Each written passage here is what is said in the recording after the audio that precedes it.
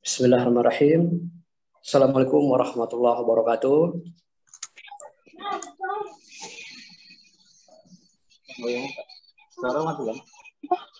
Baik, malam ini alhamdulillah kita akan melaksanakan diskusi melalui grup keluarga besar Gayo Bersatu, keluarga besar Gayo Sumatera Utara, dalam moda komunikasi. Sebenarnya seputaran berbanyak macam diskusi yang akan dilaksanakan di wadah ini, namun terkhusus pada malam hari ini kita kedatangan salah satu narasumber ya, yaitu Dr. Abdurrahman MPD. Alhamdulillah beliau sudah tergabung di dalam meeting virtual kita ini. Saya ucapkan selamat bergabung Pak Dokter. Pak Dokter. Masya Allah, terima kasih. Iya. Nah, puji syukur kehadiran Allah Subhanahu Wa Taala. Dalam kesempatan ini, saya sangat berbahagia dan kita semua berbahagia diberinya kesehatan, kenikmatan Allah Subhanahu Wa Taala sehingga kita dapat melaksanakan kegiatan yang sudah kita rencanakan beberapa pekan sebelumnya. Salawat beriringkan salam ke pangkuan haribaan Nabi besar Muhammad Sallallahu Alaihi Wasallam. Semoga tersebut beliau kita mendapat syafaatnya di yaumil akhir kelak.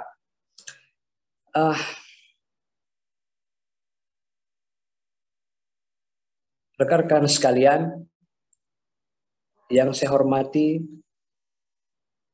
Bapak Yusradi Usman Al-Gayuni M.Hum selaku motivator dan support yang luar biasa sehingga acara ini dapat dilaksanakan sedemikian rupa. Saya ucapkan terima kasih Bapak Yusradi Usman Al-Gayuni. Selamat bergabung Pak. Ya, sama-sama Pak Pera. Ya, terima kasih. Ya, beliau ini jauh nih di Bogor dengan banyak aktivitas, tetapi aktivitas yang kita lakukan malam ini, beliau insya Allah setiap ada aktivitas atau kegiatan virtual meeting seperti ini, beliau selalu hadir dan sering juga melaksanakan kegiatan-kegiatan virtual lainnya, baik itu berupa pengkajian kebudayaan Gayo dan masih banyak lagi yang lainnya. Perlu saya sampaikan bahwa Pak Dr. Abdurrahman MPD di dalam kegiatan virtual malam ini saya lihat ini bergabung daripada rekan-rekan penerima KIP kuliah dari Kementerian Agama, ya, dari kampus STIT Al-Imah Tebing Tinggi. Saya menginformasikan kepada mereka karena memang program-program seperti ini sesuai dengan tema yang kita bawakan malam ini sangat bermanfaat bagi pengembangan diri mereka gitu. Nah, dan masih banyak lagi nih saya lihat ada rekan-rekan yang lain yang dari luar kota juga tergabung dalam wadah ini. Tidak memperpanjang kalam, langsung saja kepada narasumber kita, Dr. Abdurrahman MPD, agar kiranya memperkenalkan diri kepada kita semua. Kepada Dr. Abdurrahman, waktu dan tempat kami persilahkan. Ininya. Masa nggak panjang lagi Pak? Brigjen, Bang Pera, terima kasih pada Mr. Pera. Alhamdulillah, ternyata Mr. Pera dari STI Al-Hikmah Tebing Tinggi ya. STIT. STIT. Oh, jadi memang kemarin saya punya kenalan di sana namanya, kalau nggak salah, Abdul Rosid. Ada yang kenal Pak Pera? Abdul Rosid ini sebagai mahasiswa Pak Dokter? Enggak, dosen. Oh. Mungkin kenal Pak Dokter. Tapi Jadi karena kemarin pernah saya tawarkan ke beliau untuk pelatihan metode muqatta'ah temuan saya di sana. Mudah-mudahan nanti disauti oleh Pak Pera nanti ya, Masya Allah. Ini ada layar yang kita share, terlihat semua teman-teman? masih loading Pak Dokter.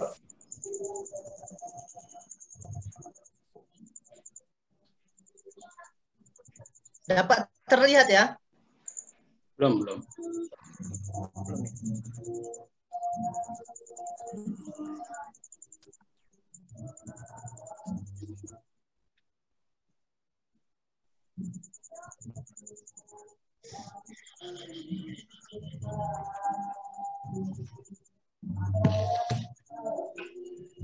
Enggak, telas.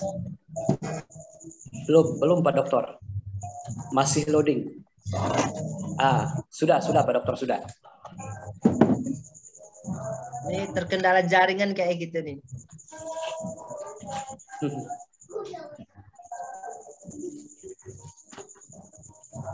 Baik Pak Dokter, silahkan perkenalkan dirinya dulu. Ini saya lihat Pak Dokter juga salah satu penemu metode muqatta'ah ya, 30 jam hafal juz 30. Nah, ini seperti apa nih Pak Dokter?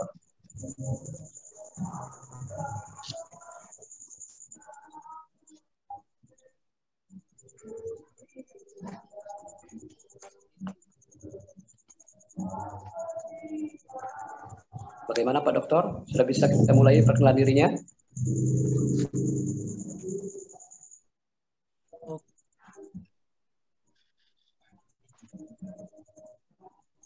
Baik, mungkin masih tersambung untuk audionya Pak Dokter ya.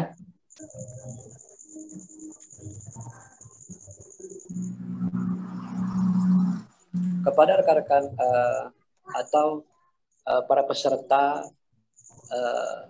diskusi malam ini, agar kiranya munculkan videonya ya, dan memute mikrofonnya agar narasumber kita tidak terganggu. Kemudian jika nanti tolong didengarkan dengan baik, sebaik-baiknya. Jika ada pertanyaan boleh angkat tangannya atau chat secara langsung di Zoom meetingnya ya. Baik Pak Dokter, bisa dimulai Pak Dokter. Baik. Ada terlihat ya? Sudah Pak Dokter, sudah. Oke. Itu kita coba ini karena terkendala jaringan saya pakai dua Zoom. Baik, enggak apa-apa. Baik, bismillahirrahmanirrahim. Assalamualaikum warahmatullahi wabarakatuh.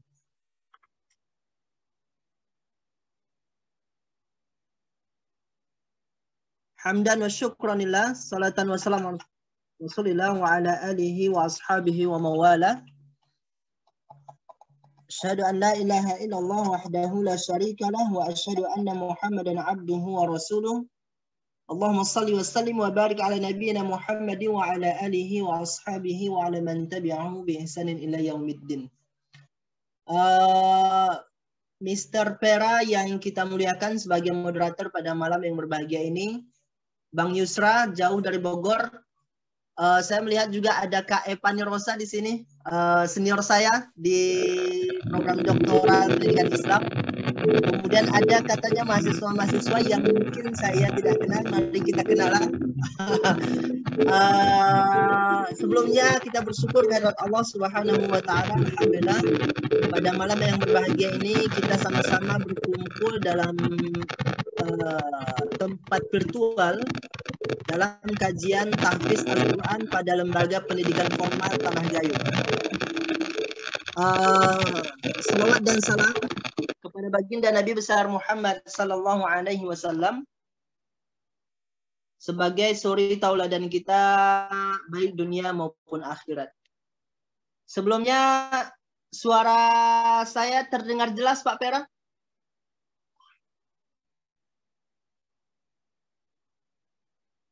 Jelas, jelas. Sudah jelas Pak Dokter. Baik, alhamdulillah. Teman-teman semua yang hadir pada malam yang berbahagia ini, saya izin memperkenalkan diri.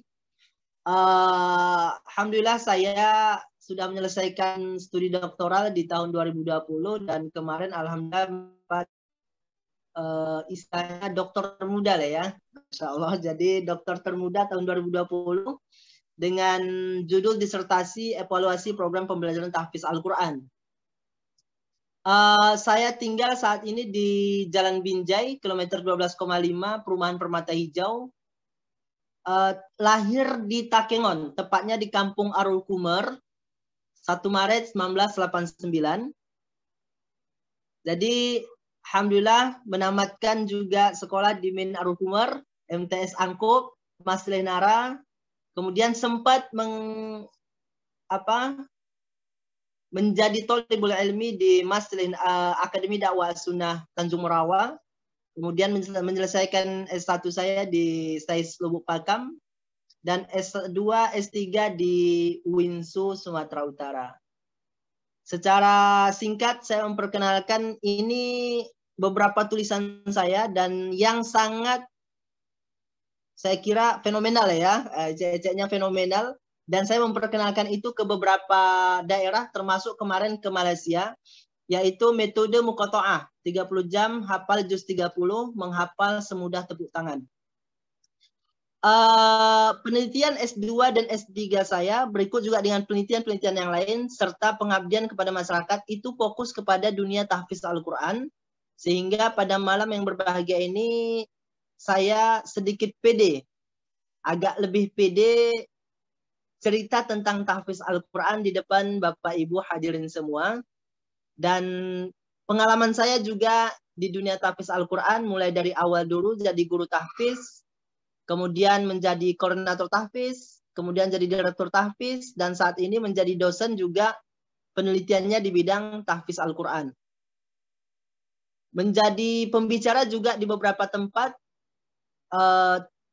khusus di bidang tahfiz Al-Quran, mulai dari pelatihan kepada mahasiswa, pelatihan kepada guru-guru tahfiz dengan berbagai macam model tema yang sering itu adalah menjadi guru tahfiz profesional, metode muqata'ah. Jadi metode muqata'ah adalah temuan saya khusus dan bagaimana mengajarkan metode muqata'ah, bagaimana mencapai pembelajaran tahfiz Al-Quran metode muqata'ah, dan banyak juga mahasiswa-mahasiswa yang sangat tertarik mempelajari metode muqata'ah 30 jam hafal juz 30, dan beberapa sekolah SDIT di Kota Medan, Deli Serdang, Batubara, Langsa, dan terakhir kemarin di Malaysia. Jadi ada menjadi guru tahfiz profesional di metode muqata'ah di Sekolah Rendah Sri Al-Qudwah Selangor, Malaysia. Kemudian juga kemarin baru saja hari Sabtu kemarin parenting orang tua siswa dengan judul menciptakan generasi tahfiz Al-Quran. Jadi kalau sudah ke orang tua siswa, saya sering mengadakan pelatihan bagaimana menjadi orang tua siswa pada sekolah tahfiz. Karena memang permasalahan-permasalahan dunia tahfiz Al-Quran itu sangat luar biasa sekali. Itu sekedar pengenalan dari saya, teman-teman semua. Kita sedikit coba masuk ke tema. Tema kita hari ini adalah tentang dialog program pembelajaran tahfiz atau program tahfiz di lembaga pendidikan formal Tanah Gayo. Pertama teman-teman, saya menyoroti dari urgensi tahfiz di Tanah Gayo. Bahwa karena saya pribadi adalah orang Gayo dan sering pulang ke Gayo, maka Gayo sendiri sebenarnya pertama butuh banget sama imam. Tanah Gayo saat ini butuh dan kebutuhan terhadap imam itu sangat butuh sekali. 100% agama dan keyakinan di Gayo itu adalah Islam, dan setiap kampung itu punya masjid dan menasah atau mersah. Sebutan di Gayo itu namanya mersah, kalau di Aceh namanya menasah. Kalau di Indonesia namanya musola ya. Kita musola, masjid. Bahkan di kampung saya sendiri, kampung saya itu ada 5 masjid, 1 masjid Muhammadiyah dan beberapa musola. Nah, semua ini teman-teman semua, ketika saya pribadi, kebetulan saya adalah salah satu dosen yang dilahirkan dengan kemampuan membaca Al-Quran yang mungkin terlihat baik oleh teman-teman yang lain. Kemudian penelitian saya juga di bidang tahfiz Al-Quran, ketekunan saya juga di bidang Al-Quran, dan alhamdulillah saya dilahirkan di keluarga Qori. Jadi ayah saya Qori, kemudian nurun ke abang kandung saya yang paling besar itu Qori nasional. Kakak saya sekarang tinggal di Tangjungket juga Qoriah, dan saya juga mendalami dunia Qori. Adik saya Abdurrahim juga Qori juga. Jadi ketika saya pribadi sholat di belakang imam di kota Takengon, khususnya di beberapa tempat di Takengon, itu tidak nyaman. Tidak nyaman karena memang dari segi kualitas bacaan, dari segi kualitas hafalan, itu sebenarnya tidak layak jadi imam. Mohon maaf, sebenarnya tidak layak jadi imam. Tapi memang tidak ada pilihan lain selain menjadikan mereka jadi imam. Gak ada orang lain, germujeman ya, tidak ada pilihan lain sehingga mereka harus jadi imam.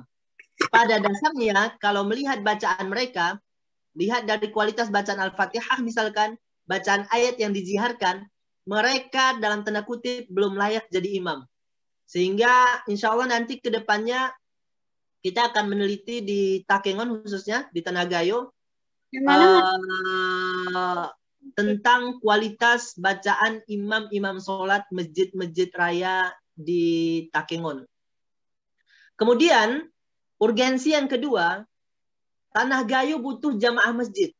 Ini sepertinya lucu. Jadi Bang Yusra, ini sepertinya asumsi yang lucu bagi saya. Tanah Gayo butuh jamaah masjid. Kenapa saya tuliskan butuh jamaah masjid? Saya sangat menyayangkan sekali 100% agama Islam di Gayo, tapi pas sholat subuh itu paling kuat 1 shop. Bahkan kurang. Ada 1 masjid nanti cuma 5-6 orang pas sholat subuh. Betul. Apakah mereka karena dingin? Saya kira dingin itu alasan bagi kita dari Medan. Kalau orang Takengon sendiri malam pun tak berjaket saya lihat. Ada yang nggak berbaju lagi. Artinya mereka nggak kedinginan, tapi mereka memang belum memiliki informasi kuat, informasi mendalam terkait dengan pentingnya sholat jamaah. Nah, mungkin dari dunia tahfiz bisa masuk ke sana. Jadi Takengon atau Gayo, Tanah Gayo, saya belum pernah belum pernah nginap di Benar Meriah, belum pernah nginap juga di Tanah Gayo Luas, Aceh Tenggara dan yang lainnya. Tapi saya garis bawahi di kampung saya butuh jamaah masjid. Jadi yang pertama butuh imam, yang kedua butuh jamaah. Dua-dua butuh.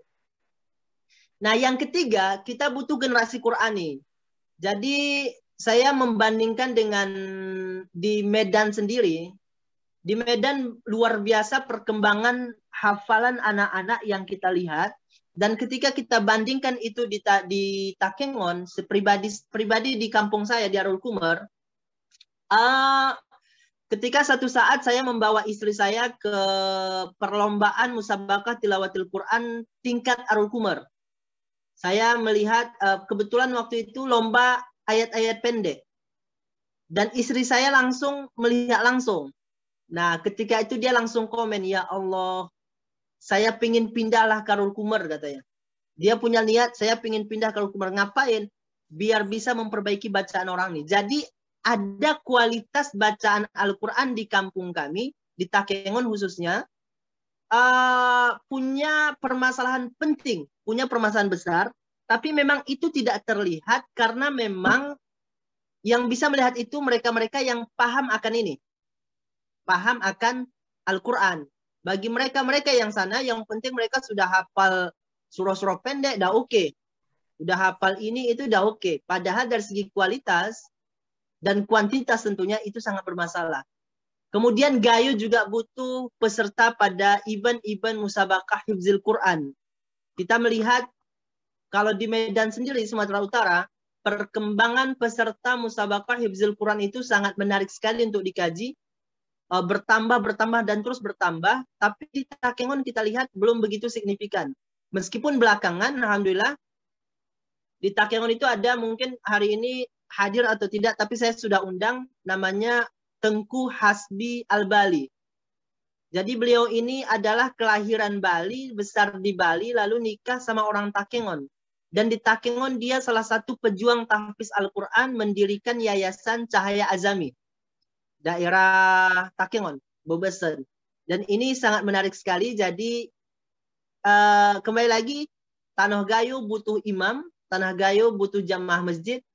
Jamaah masjid tolong kita garis bawahi. Kemudian Tanah Gayo butuh generasi Qurani dan peserta MHQ. Selanjutnya, padahal kalau kita lihat, Tanah Gayo itu punya dukungan yang luar biasa untuk dunia tahfiz Al-Quran. Baik itu lingkungan, baik itu pemerintah, baik itu pendidikan tinggi, bahkan juga karir. Jadi Tanah Gayo itu bukan sembarangan. Kita lihat dari lingkungan misalkan, Tanah Gayo adalah daerah yang nyaman untuk menghafal Al-Quran. Bisa kita garis bawahi, meskipun ini masih asumsi teman-teman ya, karena memang kita belum melakukan penelitian di sana. Saya harap nanti Kak Epa dan teman-teman bisa meneliti di sana, bahwa memang menurut saya, praktisi tahfiz Al-Quran, daerah Gayo adalah daerah yang nyaman untuk menghafal Al-Quran. Karena tempatnya di pegunungan, tempatnya dingin, dan sangat fresh sekali. Jadi kalau saya pernah mencoba dulu, satu hari, itu bisa 1, 2, 3 halaman untuk menghafal Al-Quran di rumah. Sambil jalan-jalan. Karena memang tempatnya sunyi, tempatnya kebun-kebun. Sambil metik kopi pun bisa murojaah. Masya Allah. Kemudian, dukungan kedua, masyarakat di Tanah Gayo itu, khususnya Aceh memang, pada umumnya Aceh, itu masyarakatnya lebih syar'i. Syar'i di sini maksudnya ketika penghafal Al-Quran keluar dari rumahnya, hampir dipastikan tidak akan pernah melihat aurat perempuan.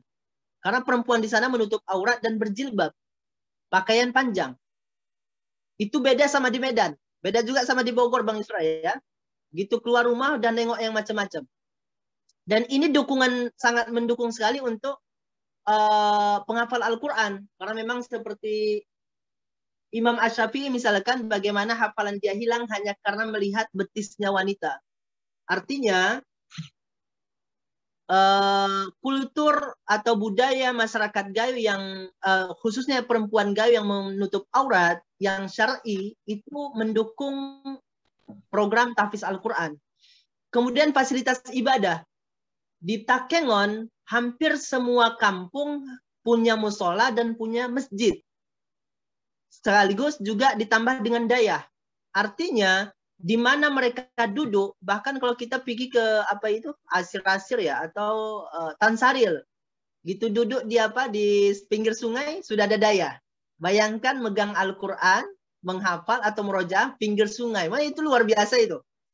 Itu sangat luar biasa. Jadi fasilitas ibadah itu sangat mendukung sekali di Takengon.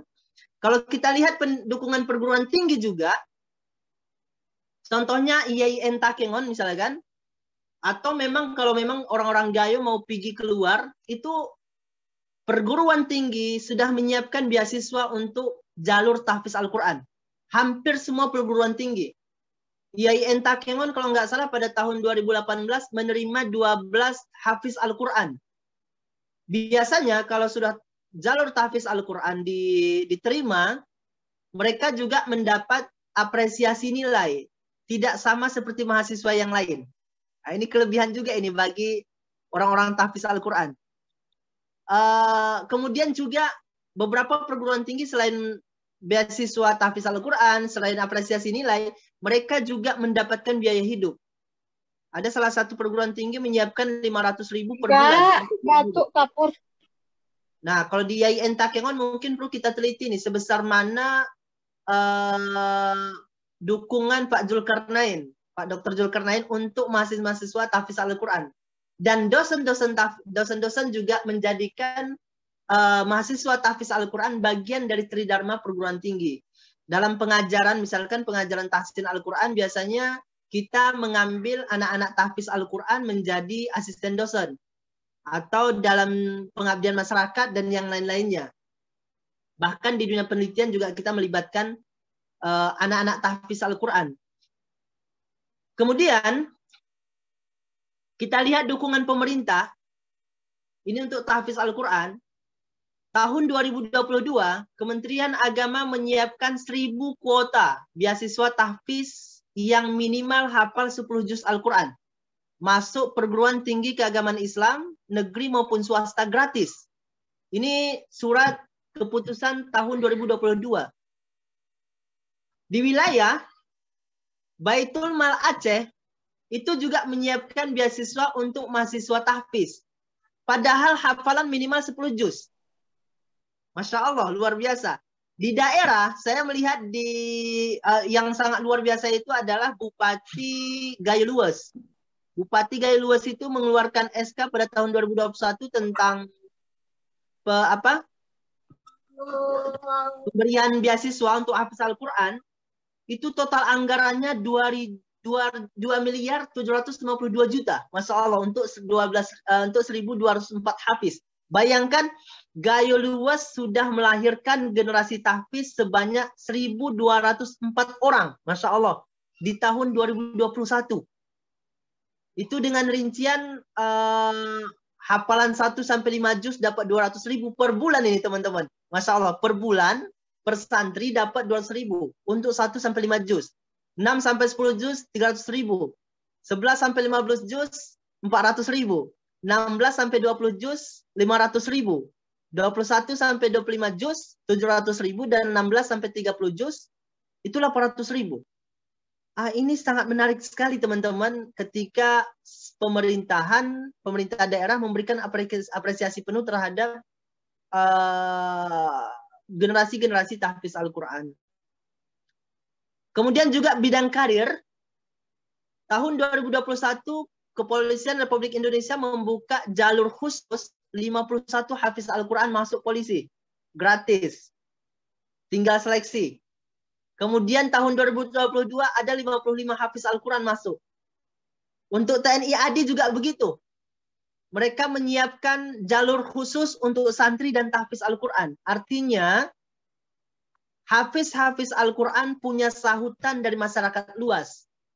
Maka pantaslah ketika Rasulullah SAW sampaikan, khairukum man ta'alama al-Quran wa 'alamah. Ketika mereka ingin dimuliakan oleh dunia dan akhirat, mereka harus belajar Al-Quran dan juga mengajarkannya. Dengan makna yang sangat luas sekali tentunya. Baik teman-teman, itu sekedar pembuka. Kita coba lihat di lembaga formal. Jadi lembaga formal yang kita maksud di sini adalah sesuai dengan Undang-Undang Sistem Pendidikan Nasional bab 1 pasal 1 poin 11 atau bab 6 pasal 14, yaitu pendidikan yang terstruktur dan berjenjang yang terdiri atas pendidikan dasar. Dan pada pertemuan ini kita fokus kepada pendidikan dasar. Teman-teman semua yang saya muliakan, kita perlu bahas bahwa memang ketika tahfiz Al-Quran digandengkan dengan sekolah formal, maka yang pertama kita pahami bahwa tahfiz Al-Quran adalah pendatang baru. Oke? Perlu dipahami bahwa tahfiz Al-Quran adalah pendatang baru. Ini dimanapun saya seminar ini saya sampaikan. Kenapa? Karena ini pendatang baru, maka sistem pembelajaran tahfiz Al-Quran itu sangat-sangat baru sekali. Terlebih lagi di dunia formal. Kemudian, ini juga menyebabkan pengetahuan orang tua terhadap tahfiz Al-Quran sedikit rendah. Kenapa demikian? Pribadi saya, misalkan saya kelahiran 89, saya SD, SMP, SMA, bahkan SMA di tahun 2006, 2007, itu sama sekali tidak pernah menyentuh kurikulum tahfiz Al-Quran. Dan tahfiz Al-Quran juga tidak disentuh oleh dunia pesantren. Misalkan di Takengon ada Tansaril, pesantren Darul Mukhlisin Tansaril atau pesantren modern yang lainnya, mereka fokus kepada nahu, shorab, balaghah, adab dan yang lainnya. Tapi entah kenapa tahfiz Al-Quran itu baru datang. Kalau di Sumatera Utara ada misalkan pesantren Gontor, pesantren Purba, mereka juga mengakui bahwa tahfiz Al-Quran itu pembelajaran baru. Padahal hafiz Al-Quran itu tidak pernah putus dari masa Rasulullah SAW. Oke, karena itu pendatang baru. Nah, orang tua siswa heboh. Tahu lah ya kan? Orang Indonesia sedikit heboh. Minyak makan langka heboh dia. Nah, ketika ada sekolah tahfiz, masyarakat heboh. Kehebohan mereka ditandakan bahwa di mana ada sekolah tahfiz, khususnya di Sumatera Utara, teman-teman, saat ini, orang-orang kaya saat ini berlomba-lomba membuka lembaga pendidikan yang ada program tahfiznya. Kenapa? Karena program tahfiz itu sangat menjual sekali. Sangat-sangat menjual sekali. Mengikuti kehebohan orang tua. Oke? Kehebohan itu juga terlihat dari dukungan rumah ibadah, teman-teman. Jadi kalau dulu teman-teman bisa ikuti, bisa dengar-dengar, tahun 2010-2011, rumah-rumah ibadah, masjid, musola yang diputar adalah pertama Muammar ZA. Kori Muammar ZA. Kalau enggak Zainuddin MZ. Itu di mana-mana itu. Di Takengon, di Aceh, bahkan di mana-mana itu dua. Nah sekarang sudah lebih maju. Yang diputar itu bukan itu lagi, tapi Moshe Rashid, Abdurrahman As-Sudais, Muzammil Asbalah, yang berkaitan dengan tartil Al-Quran. Sebagai apa? Sebagai pendukung dunia tahfiz Al-Quran. Berikut juga, dosen-dosen dan mahasiswa saat ini berlomba-lomba melakukan penulisan baik penelitian maupun penemuan metode berkaitan dengan tahfiz Al-Quran. Kalau dulu kita fokus pada belajar membaca Al-Quran. Jadi dulu yang lahir itu adalah alif-alif, metode alif-alif, metode Iqra, metode yang lainnya. Nah sekarang mulai metode menghafal Al-Quran. Sa'dullah mengarang 9 langkah mudah menghafal Al-Quran. Sutarib mengarang metode fahim Quran. Saya pun dapat menemukan sebuah metode namanya metode Muqata'ah. 30 jam hafal juz 30. Nah, ini bagi adik-adik siap kita laksanakan ya. Kemudian lomba Al-Quran. Sekarang ini teman-teman sangat luar biasa perkembangan tahfiz Al-Quran sehingga di masjid-masjid di beberapa peringatan hari besar Islam saat ini lomba tahfiz Al-Quran itu menjadi pilihan. Kalau di kampung kita, di Takengon, masih berpikir pada lomba surah pendek. Siapa paling banyak hafalannya, dialah yang menang. Sekarang ini nggak gitu lagi. Modelnya sekarang sudah siapa yang hafal 1 juz. Siapa yang hafal juz 30, juz 29, juz 1 misalkan. Model lombanya pun dah beda. Tidak lagi hanya setor Bismillahirrahmanirrahim. Alam tara kaifa fa'ala rabbuka bi ashabil fil. Itu dulu. Kalau sekarang coba sambung ayat berikut. Inna jahannama kanat mirsada. Akhirnya peserta langsung bilang, Inna jahannama kanat mirsada lit-taghina ma'aba. Labithina fiha ahqaba. Begitu seterusnya. Jadi lomba Al-Quran tentang tahfiz Al-Quran sudah maju sekarang ini luar biasa. Nah, kemudian juga sekolah lanjutan bergengsi itu menjanjikan untuk orang-orang tahfiz Al-Quran. Baik, berikut juga dengan profesi menjanjikan tadi. Nah, teman-teman semua, kurikulum yang baru ini teman-teman bisa lihat sejarahnya, itu SDIT menjadi pemberi sahutan yang sangat hangat. Oke, jadi yang memberi sahutan terhadap program tahfiz Al-Quran ini adalah SDIT. Itu Sekolah Dasar Islam Terpadu di bawah naungan Jaringan Sekolah Islam Terpadu Nasional. Oke, jadi mereka punya standar nasional bahwa setiap jenjang SD, SMP, SMA itu harus menghafal 2 juz Al-Quran minimal. Oke, ini yang kita teliti dan ini yang kita evaluasi kemarin. Apakah semua SDIT ikut ke JSIT? Apakah semua SDIT punya program 2 juz Al-Quran? Ternyata tidak. Mereka hanya menamakan SDIT. Kenapa? Karena masyarakat heboh dengan istilah SDIT. Ingat, masyarakat heboh dengan istilah SDIT. Pokoknya di mata masyarakat kalau udah SDIT ada tahfiznya. Oke, ingat lagi, tahfiz Al-Quran adalah pendatang baru. Jadi orang tua itu nggak tahu-tahu dia. Apa sih tahfiz itu? Yang penting anaknya udah punya hafalan, dah jadilah itu. Itu yang disedihkan juga. Ketika anaknya hafal surah An-Nas, hafal surah Al-Ikhlas, hafal surah Al-Kafirun, hafal surah An-Naba. Kayak manapun model bacaannya, bagaimanapun kualitas hafalannya, yang penting orang tua dah senang. Kenapa senang? Pertama, orang tua nggak pernah menyentuh kurikulum itu dulu. Kedua, orang tua juga nggak punya hafalan. Ketiga, orang tua juga tidak punya kemampuan membaca Al-Quran seperti itu. Akhirnya mereka bangga. Dan ini dimanfaatkan oleh SDIT. Mohon maaf. Mohon maaf, ini dimanfaatkan oleh SDIT. Akhirnya mereka menjadikan tahfiz Al-Quran sebagai iklan pertama. Kalau istilah saya dulu ada pembohongan publik. Tapi itu nggak kita bahas secara lanjut. Nah, alhamdulillah teman-teman, di Tanah Gayo, ketika kurikulum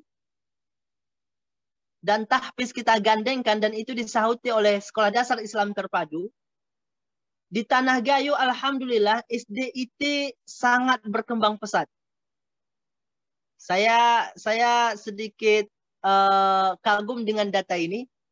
Di Takengon misalkan,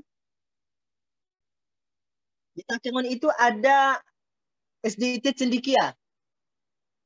Kemudian ada Sunnah An-Najah, ada SDIT Az-Zahra, dan yang lain-lainnya. Jadi Takengon, kemudian juga Benar Meriah, itu punya lembaga formal yang kita sebut dengan SDIT. Begitu juga dengan di Gailuas. Bahkan Gailuas lebih banyak. Ada Bunaya, ada Global Asri, ada Islam Terpadu, khusus memang Islam Terpadu namanya, ada Raudatul Jihad. Kemudian juga diikuti oleh Aceh Tenggara. Ini menandakan teman-teman bahwa perkembangan SDIT dan SDIT identik sekali dengan tahfiz Al-Quran. Sehingga kita bersyukur memang bahwa SDIT itu mulai lahir di Takengon, di Gailuas, di Benar Meriah, dan di Aceh Tenggara. Dan bisa kita perhatikan bahwa teman-teman semua ini menjadi kabar baik untuk daerah Takengon, meskipun memang saat ini masih di kota-kota besar ya, masih di Bebesen, masih di, kalau di Gailuas masih di Blangkejeren yang banyak. Beberapa kecamatan yang lain belum menyentuh itu karena memang dunia pendidikan di Aceh itu gratis dan SDIT itu berbayar, sehingga orang juga mikir dulu lah kalau untuk buka SDIT.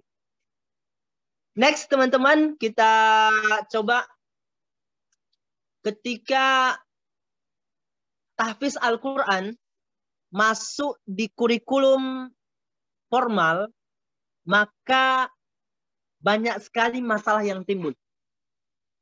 Di dalam penelitian saya, penelitian tentang tahfiz Al-Quran, masalah yang terlihat itu contohnya target hafalan yang tidak tercapai. Kemudian juga lafal bacaan yang keliru. Kemudian menghafalkan sambil menghafal. Ini gurunya ini. Orang tua yang kurang memperhatikan. Ini kalau dalam workshop ini saya pecah satu persatu. Kalau dalam workshop menjadi guru tahfiz profesional, ini kita pecah, kita jelaskan satu persatu. Tapi dalam pertemuan ini kita cuma gambarkan inilah permasalahan-permasalahan yang terlihat di dunia tahfiz Al-Quran saat ini. Apakah ini hanya di Sumatera Utara, teman-teman? Saya melakukan penelitian di Sumatera Utara, tapi ketika saya gandengkan kemarin permasalahan ini di Malaysia, ternyata Malaysia juga punya permasalahan seperti ini. Karena memang itulah hebatnya metodologi penelitian di disertasi itu. Memang yang kita teliti Sumatera Utara, tapi sebenarnya ini adalah permasalahan umum dunia tahfiz Al-Quran dimanapun berada. Permasalahan yang lain misalkan, siswa menghafal di rumah dijadikan beban akhirnya ketika sekolah mengiklankan itu program tahfiz, tapi siswanya ngapal di rumah. Seakan-akan orang tuanya kayak saya semua. Padahal orang tua kita banyak juga yang profesinya bukan Al-Quran, sehingga menjadi beban. Sekolah hanya sebagai tempat store hafalan, siswa menghafal sendiri dibenarkan, dan berbagai macam. Terlebih lagi nilai ujian tergantung perasaan penguji. Ini sangat menarik teman-teman ketika dibahas sama guru-guru tahfiz atau sama mahasiswa, bagaimana menjadi penguji tahfiz. Karena memang kalau kita lihat ujian tahfiz itu, pas jam 8 ujian itu nilai masih objektif. Gitu ujian jam 10, jam 11, kopi belum datang, kue belum hadir, itu nilai ujian udah mulai berantakan. Karena tergantung perasaan penguji. Belum ada nilai aturan baku. Dan saya menemukan aturan baku dan penilaian tahfiz itu. Insya Allah nanti kita adakan pelatihan workshop untuk itu. Kemudian teman-teman, dalam dunia tahfiz Al-Quran, bagi teman-teman yang mau menghafal Al-Quran, dan bagi teman-teman yang saat ini guru tahfiz Al-Quran, sebenarnya ada tridharma tahfiz Al-Quran yang tak bisa terpisah dalam dunia tahfiz Al-Quran. Yang pertama ziyadah, menambah hafalan. Yang kedua tasmi', nyetor hafalan. Yang ketiga muroja'ah. Dan ketika ini digandengkan kepada orang tua dan sekolah, maka sekolah itu punya tiga-tiga itu. Ziyadah, tasmi' dan muroja'ah itu kewajiban sekolah. Tapi kewajiban orang tua itu cuma muroja'ah. Ziyadah dan tasmi' itu bukan kewajiban orang tua. Bagaimana caranya? Nah, ini perlu kita laksanakan pelatihan ini ya Kak Epa ya. Nanti kita laksanakan pelatihannya untuk mahasiswa YIN Takengon. Nah, tahfiz itu teman-teman, pertama dipaksa. Jadi kita semua bisa menghafal. Siapapun kita bisa menghafal. Yang penting dipaksa. Setelah dipaksa baru bisa. Nah, kalau udah bisa nanti baru terbiasa. Kalau sudah terbiasa baru menjadi budaya. Bahwa tahfiz Al-Quran itu menjadi budaya di rumah, budaya di masyarakat, dan budaya dimanapun. Tapi ingat, tahfiz itu pakai kurikulum. Jadi kita juga tentukan dulu tujuannya apa. Misalkan kalau kita lihat teman-teman, tujuan tahfiz Al-Quran itu yang pertama biar ada hafalan. Jadi jangan sampai kita orang Islam nggak punya hafalan. Rasulullah SAW sampaikan, Masalul ladzi laisa fi jawfi syai'un minal Qur'an fahuwa kal baitil kharib. Sesungguhnya orang-orang, permisalan orang-orang yang dalam hatinya nggak ada hafalan Al-Quran, itu seperti rumah berantakan. Nggak suka kita masukinya. Malaikat nggak suka masuk ke rumah itu. Gitu juga diri kita. Kemudian banyak sekali fadilah hafalan Al-Quran, termasuk ya mendapat syafaat ya. Kemudian beberapa contoh yang lainnya, materinya juga begitu teman-teman. Kita susun materinya, bisa juz 30, bisa juz 1 dalam murojaah, nanti itu menjadi materi lama atau materi baru. Ini menjadi kajian kita lebih dalam pelatihan sebenarnya. Dan ini metode, salah satu cara yang paling suka saya mengajarkannya adalah metode muqata'ah.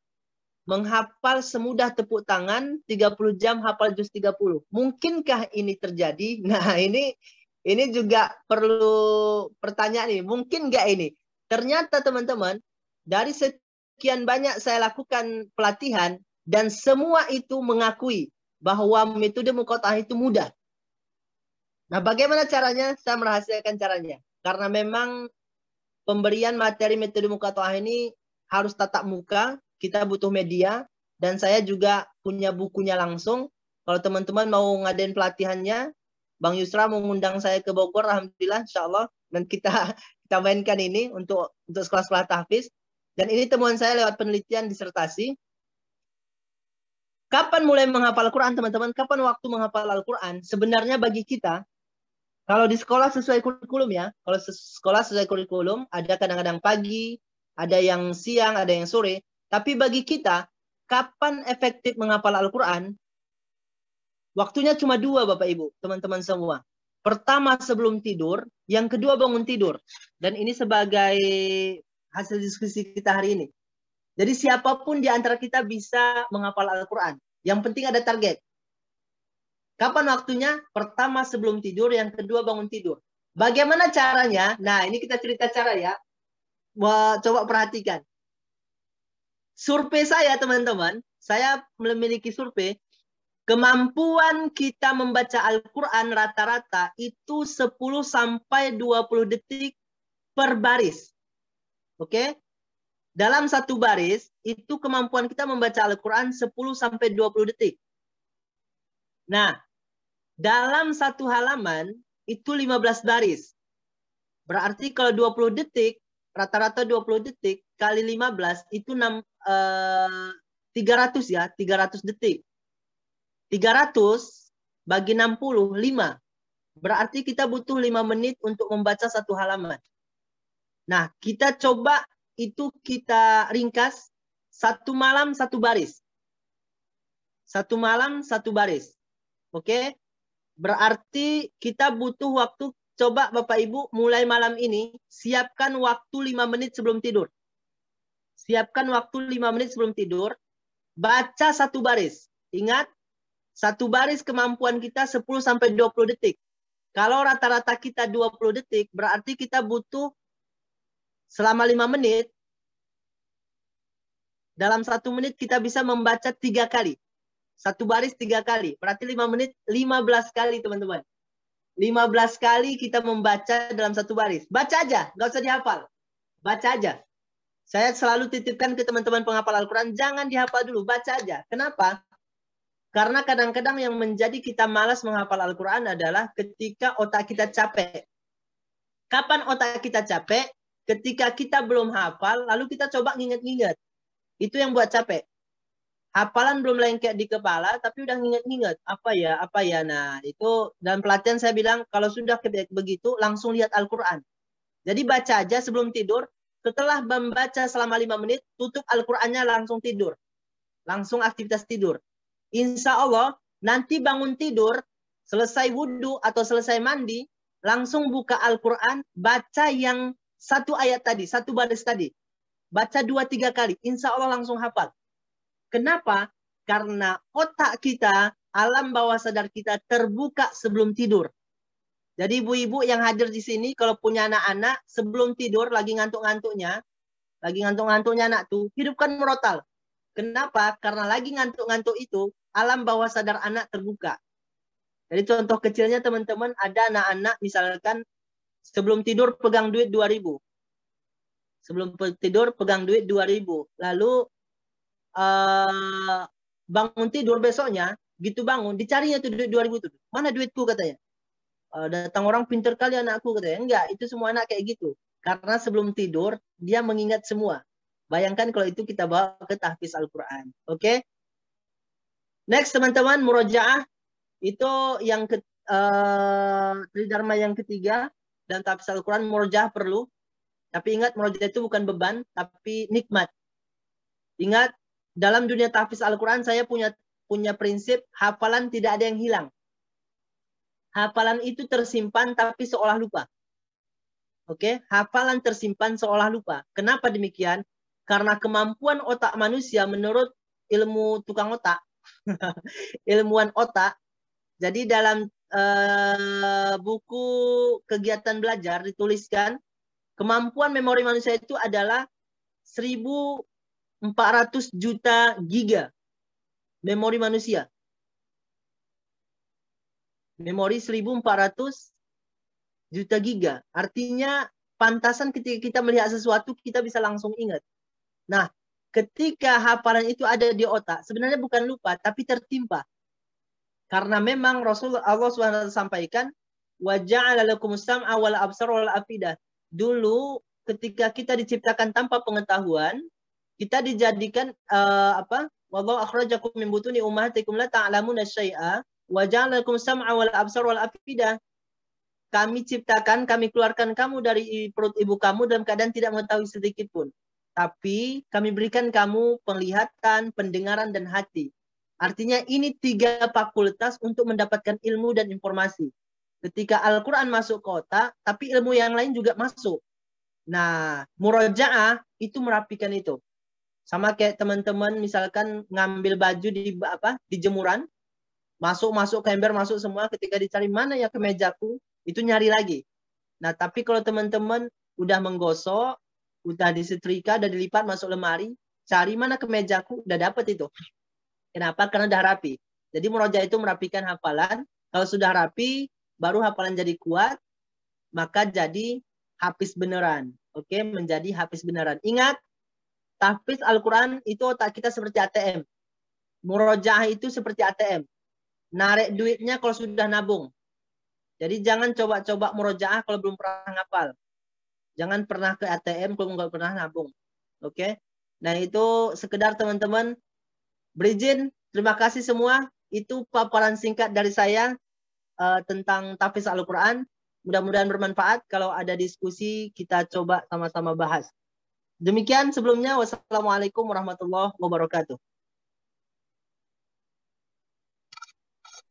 Wah, sungguh sangat luar biasa nih Pak Dokter tentang tahfiz Quran ini ya.